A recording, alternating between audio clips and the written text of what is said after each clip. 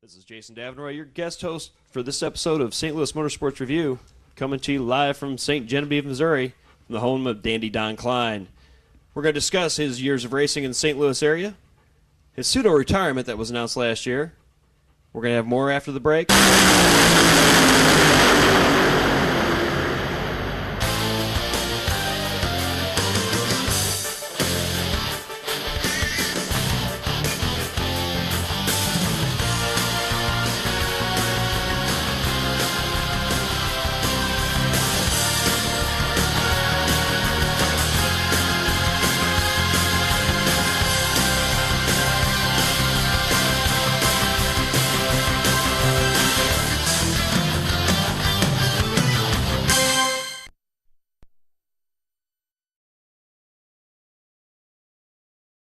Here with Don and Duke.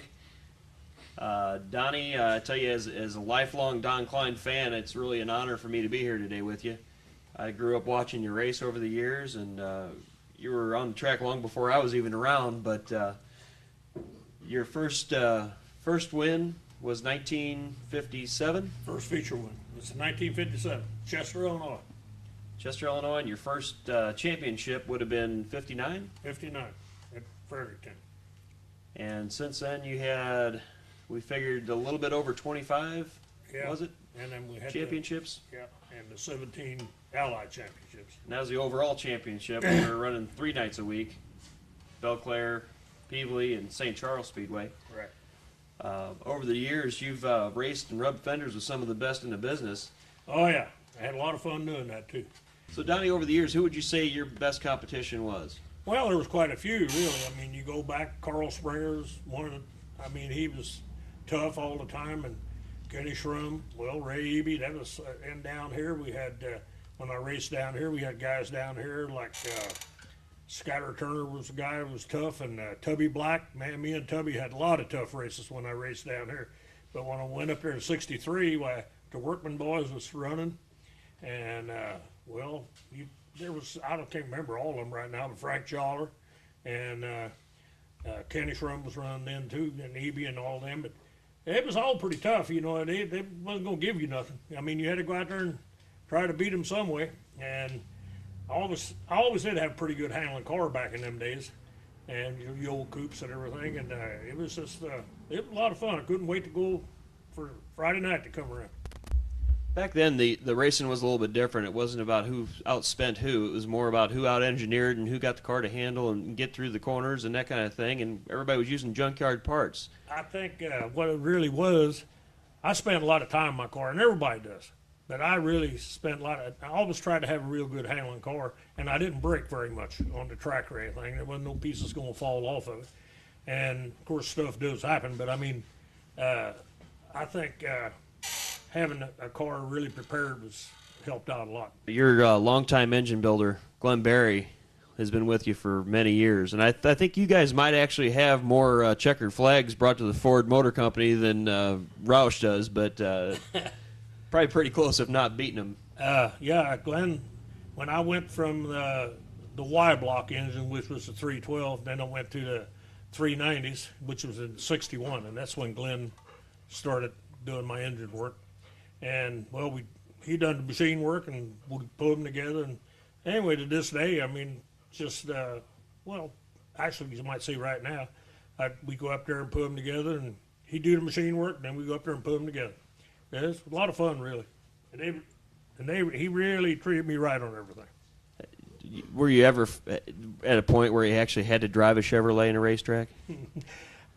Say if mine broke down, I drove a Buick once, and I drove a Chevy a couple of times. Just out of necessity. But the best I ever done was second. Donnie, what was your favorite car that you ever drove? The favorite car, I guess, is the coupe, the one we restored. I drove it 8 years, and it was all homemade. You know, you made your own frames out of 2x4 tubing back then, and I guess it was my favorite car. It was it was a good car, and actually, where our rules was, where everybody run about the same thing, except towards later years, I put a torsion bar suspension under the back of it, which was legal. You could do that.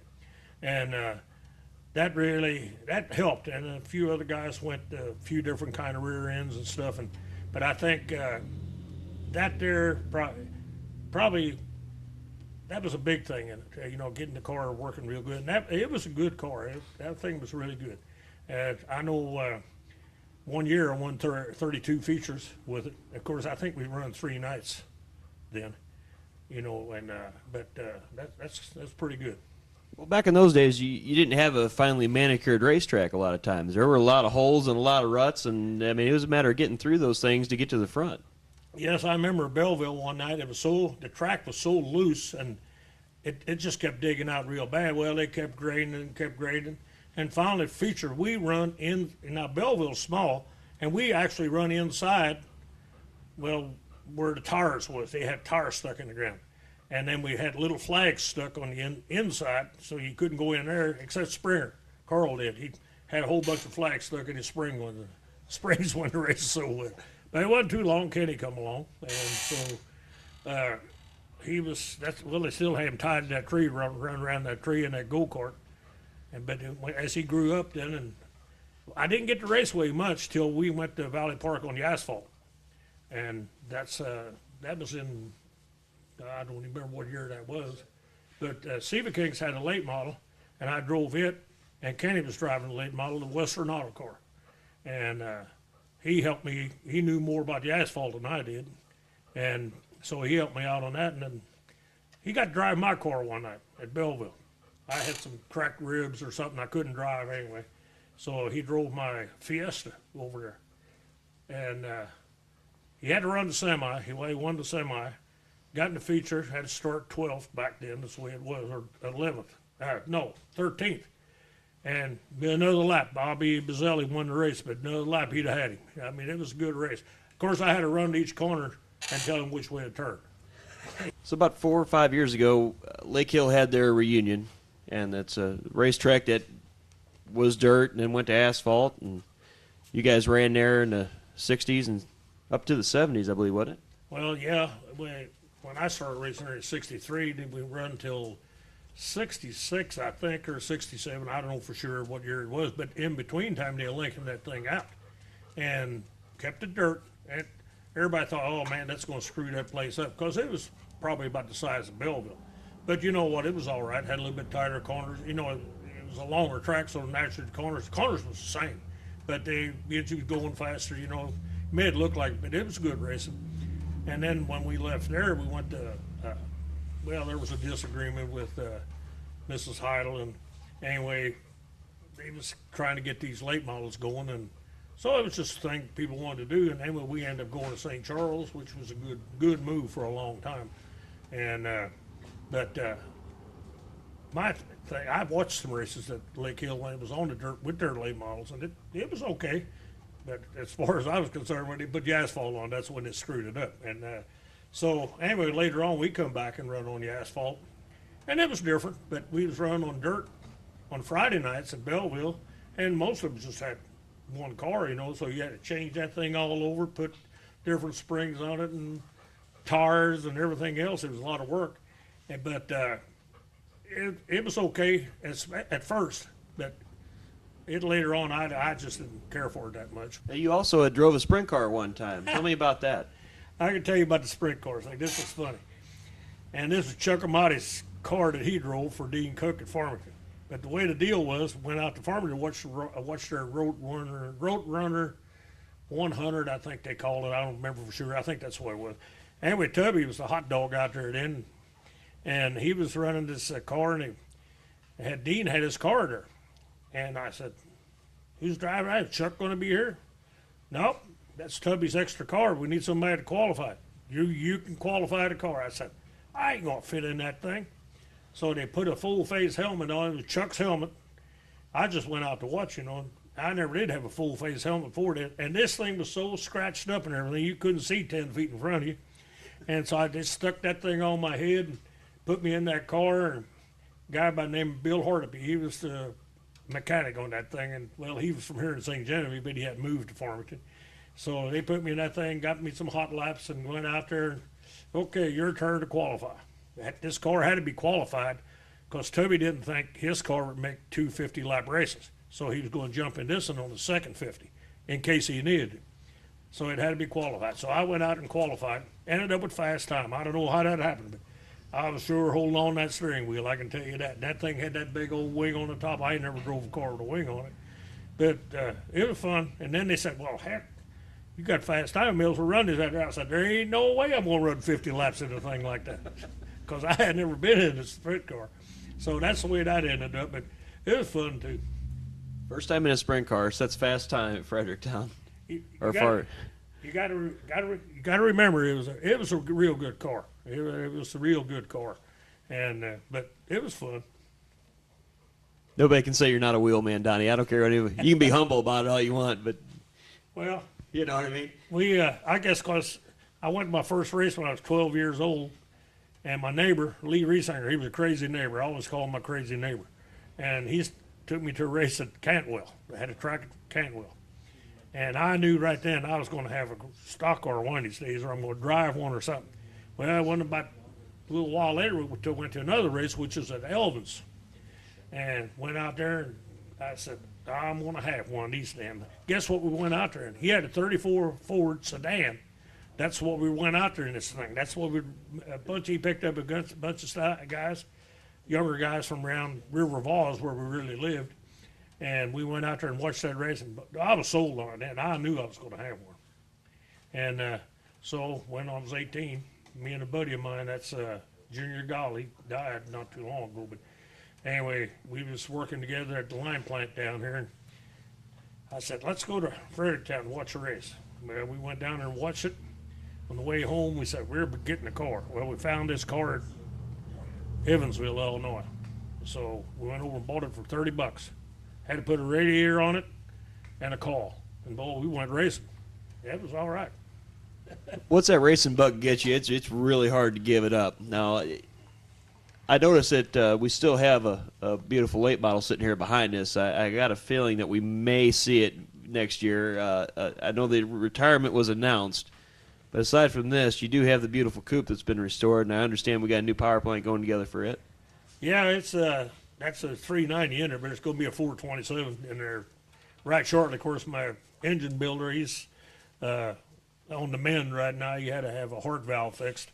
So anyway, when I had that thing up at Peevely, man, oh man, that brought back some old memories driving that thing. It's different. I mean, it was the same thing, running around in circles, hold the steering wheel, hit the brake and all that stuff, but it was a lot of fun. So, but it was a little bit underpowered. So anyway. I'm going to stop you right there with that little bit underpowered part. I want to say that at one point, I think he had a straightaway and a corner lead on the entire field, if I'm not mistaken, and it was underpowered. You could have qualified that in the modified class today, I think, and run probably the top 5 with it, if not won it. Well, the deal there was, I got in the front. I was going to start in the back and go way back because it's got a real good paint job on it and everything, and I didn't want it scratched up. I didn't want some nicks on it. So anyway, they lined me up in the front. That way they said, you got to take off. That way you won't have to pass nobody. Well, we got to the end of the feature. I had to pass some people anyway because we had caught some of the guys. And so I had to pass them anyway. And by that time, all of a sudden, I thought about Hammerly back there. And I knew he was back there somewhere. And so I said, I better get out of here. Well, I guess we'd have had a lot better race if we'd have started me and him side by side. But maybe that'll happen next year. You were definitely driving in a little deeper there at about the 3/4 way through the race. Oh, yeah, it was starting to feel real good. All these race promoters, they come up with some interesting things to try to fill the stands up. Now, when you're a driver who's winning a bunch of races, one of the things that they'll sometimes do is put a bounty on a driver. Next person to knock him off the top of the mountain is going to get a little extra money in their pocket. I understand there was something that happened with you and that down at Lake Hill. Yeah, it was. We went up there, and I was winning quite a few of the features up there on that asphalt. But anyway, they come up with this bounty thing. I think it was, I don't know, $50 or $100. I don't remember sure what it was. And I had the impression that if nobody beat me, then I'd get whatever the bounty was. And so anyway, as it turned out, the first night went out there, well, all of a sudden I got taken out. Tore the car up a little bit, and I didn't like that at all.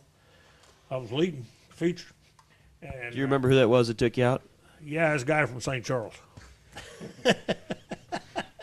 Yeah, it's all over with now. But anyway, he was trying hard. It was Kenny Shrum. But anyway, I thought, well, okay, that's over with. Well, it was till the next week. And it happened again. I said, And who was it that time that took you out that time? yeah, the same guy. Yeah. Shrum, you say? Yeah, Ken Shrum. I think that's what I said. But anyway, I went up and told the promoter, I said, I'll tell you what I'm going to do. I'm going to go home and fix the car, but if that bounty's still all next week, I'm just going to park it there. I ain't going to race it. Well, we got to race, but the bounty was gone. That was the end of the bounty. Well, another one of your favorite tracks to run at was St. Charles Speedway, another track that's closed down over the years. Let's talk a little bit about that, Donnie. Okay, St. Charles, it was the fastest track around here because with the banks and the corners was longer. But you had to run high on that track. And, I mean, the way our cars was, they was 3,000-pound cars, maybe even more than that. But, I mean, you had to run on top. To pass on the bottom was almost impossible. If you were a little lucky, maybe you rubbed a little bit, you could do it, but it was tough. You had to run high. And there was, in fact, one night, me and Jim Thompson, I think it was, he was ahead of me, and I was getting under him a little bit. Not much, but anyway, he went up and hit the wall. He was running on the high side. Hit the wall, car flipped over, his back bumper and stuff, when it come right down on my roof on the coupe. And boy, it looked terrible. That thing, but it didn't tear nothing else up. The body it just tore the heck out of the body. But anyway, it didn't hurt nothing else. Well, the race was stopped, and we relined back up, and I got a picture. I won the feature that night. And the cars would look terrible. But we got her all fixed. Didn't even have to put a new top on it. But, boy, it sure took a lot of hammering and a lot of bondle to get her looking good again. In fact, the top is still on the car to this day. The same roof. Yeah. But it was that race at St. Charles, that was something else, you know. When we went up to race up there, well, that was a Friday night track. And the Hemside boys, Mel and Emil, they didn't want to change at all to a Sunday night. Well, that's the only night because we wasn't going to quit racing Belleville. And so finally, after the next meeting we had, they changed their mind. And then, as it was, it turned out real good because they really drew some big crowds up there on Sunday nights. And it was a fun track, but it was tough to pass on that track. It was really tough. And the competition, well, you had your cars. It almost looked like going to a NASCAR race because everybody that run Belleville, it was at St. Charles. Or the same way when we run Lake Hill, the same cars at both tracks, or all three tracks. And people come out to watch that. I mean, everybody had their fans, and it was a lot of fun. Well, if you got together with somebody on a Friday night, you had to stare them in the face on Saturday. You didn't have a week to rest it and to get it out of your mind, huh? No, not really. But you know, I don't know. It was like that. You know, sometimes you went and talked to them. Sometimes you just waited the next day to talk to them, or the next race. And most of the time, that worked out best anyway. It still does.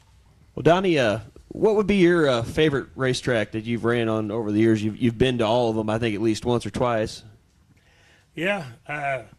I had Fredericktown a long time ago. That was a real nice track, and you know, it was always good, and they always drew pretty good crowds back there. Of course, this is back in the late 50s. But Belleville, that's my favorite track. In fact, I didn't see the track until I raced on it. I hadn't been to a race to watch it, and this was in '63, and I hadn't been up there even to see the track. And when I got on that thing, well, it was similar to the track at Fredericktown, which is Madison County, I think they called it back then. But it was real similar to that, and boy, I got on that thing, and I liked it right off the bat. And actually, to this day, it's still my favorite track. The last 2 years, that's the only play. I cut down to one night a week, and I took, you know, that track is, what I like about it, the track is, it costs you a lot less to run that track than it does almost any track around. I don't know about Highland. I didn't run Highland that much at all either, but it's easy on tires, and sheet metal, you might bend up a little bit of that, but you know, it's other than that, it's been my favorite track, and I've had a lot of good luck over there. Well, it's a driver's track, I think Belleville is, and it seems like things happen very fast when you're in that small confines, but there's still enough room out there to get away from people, and if you have to, and run somebody clean for a lot of laps. Now, I remember as a kid going down to the races and watching, and there was this one pit crew that used to come in there all the time. The guys had white pants on, white shirts on, and a big number 28 on the back, and it looked like they came off the pit road at Daytona. I mean, they could have passed for the Wood Brothers. If they ever went down there, they didn't need credentials. They could have snuck on in, I think, and got a spot in line. They get Best Appearing Crew back then, awards away. And I think I got it, 72 times or something? I don't know. We got it a bunch, but actually what got me going on that, if you remember the Wood Brothers back in the early NASCAR days, they always had the best-looking pit crew and everything else, and we started wearing that white. It wasn't white when the races got over with, but, I mean, we started off on a good note anyway. You know, it's been a lot of fun. And, you know, doing it for 57 years, and always, well, I'm going to probably race a little more, but not much. But the thing about it is, I always when I retired from work, which was 10 years ago, well, when you going to quit and retire from racing? I said, when I get too old to work on the car. Well, guess what? It caught up with me. I'm getting too old to work on the car. I can't get off the creeper no more. And I'm going to hang ropes in here so I can get off and on that creeper and don't pull myself up. But guess what? I screwed my arm up, and I can't pull myself up no more. So I don't know, the rope deal may have to wait. It's in you. You know, you know how it is. Heck, you've been it, and now you're doing announcing. You got the easy job now. It saves me a lot of money doing this deal, actually. Yeah. And your clothes don't get dirty. I occasionally fall down, but yeah, it's not too bad. What did you think when we decided to go late model racing versus the old modifieds? Well, it was. I remember when it first happened, and it's when this UMP thing started, and I said, well, I wasn't for it, you know, not really, but I got to see some of them races, and it wasn't really that. I found out it wasn't that much different, except the cars are a lot lighter and things like that. But I mean, as far as did I like it at first? No, I didn't like it, but I got used to it real quick, and it's okay. It's okay. Does that an extra night of work doing body work on the nose and that, don't it? Well, actually, these cars, the way they are now with these aluminum bodies and everything, they're easier to fix than what them old cars was, because them was old steel bodies, you know, and you couldn't just take the side off of it, throw it on a piece of belting, walk around on it, hammer it out, and hang it back on there. You got to weld on them things and everything else. Yeah, it was, there was a little more stuff to tear up on it, but, I mean, it's easier to fix. What do you see as the future of our sport?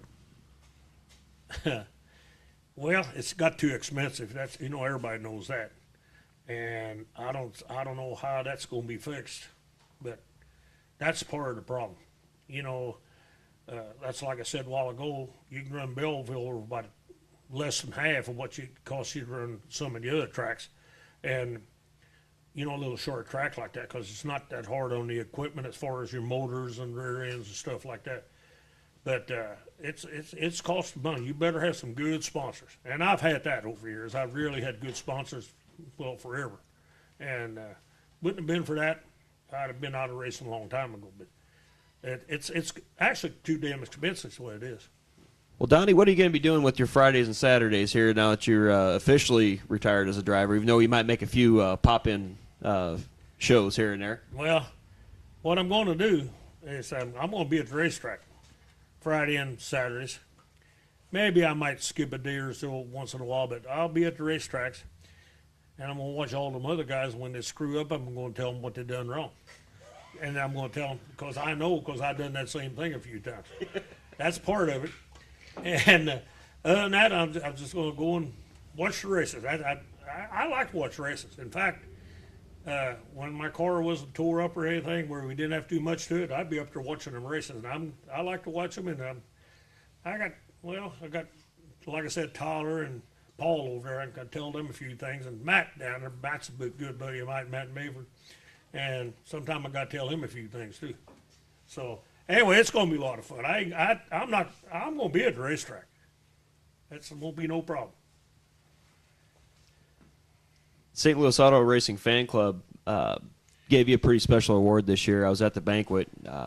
They really do a neat neat deal for the area champions, and they had honored you with a Mike Muir Award this year. Yeah, that was an ambassador award. Well, I didn't know nothing about it really, and when they said that, well, I got up, everybody stood up and all that stuff. Well, went down there, and McGinnity was doing he was the MC down there, and anyway, I got up there, and first of all, I should have had a few more beers to drink, but he talked too much, and there wasn't no beers served, and so I couldn't, didn't know what to talk about. And I did, if I'd have knew something about it, I'd just run out of words. I didn't know what to say.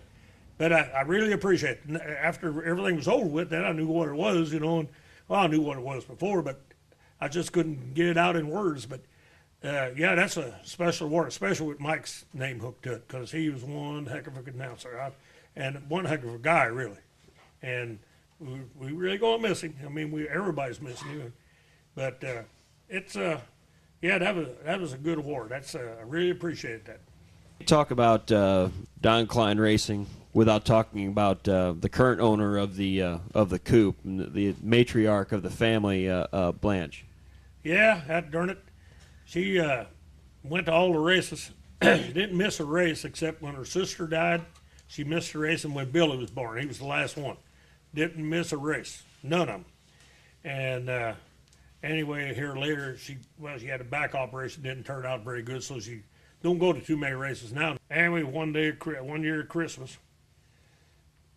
we had our Christmas over by a nephew's shop, and they got a lot bigger shop than I got.